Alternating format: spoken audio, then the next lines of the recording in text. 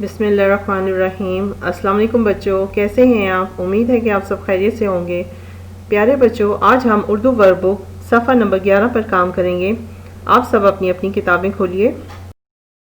बच्चों, सबसे पहले आप इस सफ़े के टॉप लाइन प्रिपेयर करें।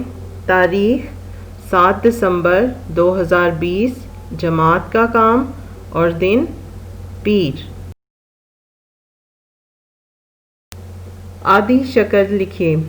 अब इसमें क्या करना है आपने, ये कुछ हरूफ दिए गए हैं, इनकी आपने आदि शक्ल लिखनी है। जैसे बे, ब, पे, प, ते, ता, टे, टा, से, सा।